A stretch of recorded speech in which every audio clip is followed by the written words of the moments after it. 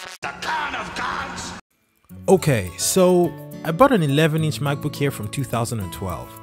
Now, you're probably wondering, why would anybody want one of this? I mean, it's so old at this point, what exactly could it be useful for? In this video, I'm going to share with you some reasons why this was actually a very smart purchase, and some reasons why you might want to pick one up as well.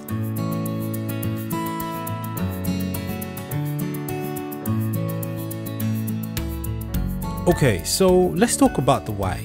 You see, I have this 15.6-inch MacBook Pro that I use as my daily driver. It's basically my workhorse. It's the computer that I use for all my video editing, coloring, and basically all my work. It's fantastic, but there is one giant problem with that computer. You see, it's really heavy and it's really huge. Like, I almost don't even have a bag that actually fits this computer when I want to travel. And if I'm being totally honest, imagine sitting down at a Starbucks and pulling this out. It just looks too hard, like it's way too big, it's a beast and it's obvious. So my options for a mobile computer were pretty clear to me. It was either I bought one of the newer MacBooks from Apple, maybe the MacBook Air or the MacBook Pros that have issues with the keyboard, issues with the displays, and are just generally terrible value for money, or I dug deep, looked inside myself, and I figured out a way to buy one of the older MacBooks that are actually still pretty good. Now, obviously you already know what I chose to do, because there is no way in hell I am paying $1,100 for a computer that's going to start giving me keyboard issues from day one and could literally pack up anytime. So now let's talk about the why I chose this particular unit from 2012 to be my everyday companion. First of all, it was the price. I mean, you can actually pick this up for $300 or less right now on eBay. They're selling like hotcakes. And if you're lucky enough, you're probably going to get a unit like mine that came looking almost brand new, even came with the box and paperwork and everything essentially. And the second reason, which is probably the most important reason, was the actual size of the device. I mean, this thing is 11 inches. It doesn't get smaller than 11 inches for a full-size, full-grown laptop. And when you actually think about that size, the only other computers you would be able to get that are going to be around 11 inches right now are going to be Chromebooks.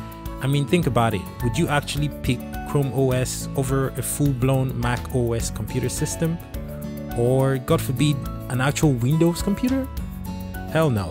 And there's actually also the advantage of having full-on legacy ports. I mean, you still get two USB 3.0 ports, you get a mini display port, and you get a headphone jack. And the best part is you actually still get MagSafe 2 with this computer.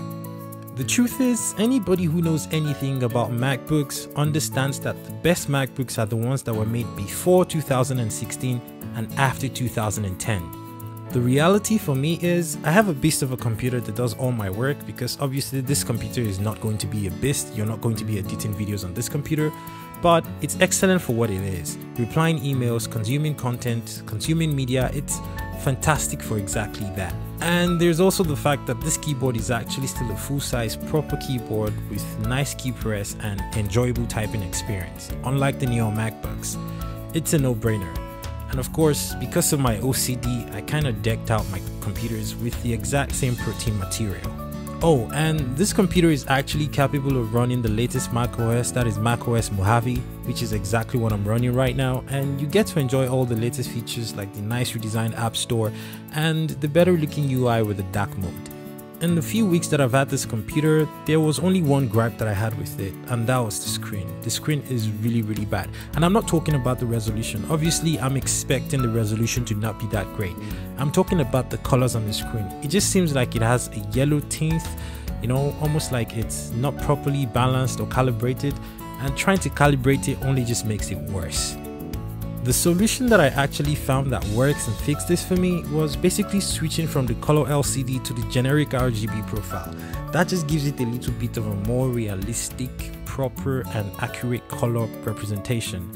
So for me personally, in my experience with this computer, it was an absolutely fantastic buy. I mean, if you've been in the market for a computer that's like lightweight, easy to carry around, and excellent for things like typing, emails, content consumption, and just a little bit of content creation that does not involve video editing or any heavy audio editing, then this is absolutely going to work perfect for you. Now, I personally would never recommend a Windows netbook or a Chromebook to anybody who doesn't want to lose their mind, so macOS is always going to be my first recommendation. And what better way to jump on the macOS bandwagon than a cheap $300 or sub $300 MacBook that's actually pretty excellent for what it is. It's a great value for money. Thank you so much for watching, and I'll see you on another video that was shot by Kagan. Oh, and don't forget to subscribe. Peace! You can call me small doctor, I'm your teacher. It's clever, baby. Want it popping out till I drawing. Want it popping out till I drawing. Bang, bang, bang. Bang, bang, bang, bang. Bang, bang, bang, bang. Bang, bang, bang, bang, bang, bang. Yeah, my son. Back go jet, yeah, my son. Back go jet. Big bang, bang, bang, bang, bang, bang, bang, bang. Big bang, bang, bang, bang, bang, bang, bang. Yeah, my son. Back go jet.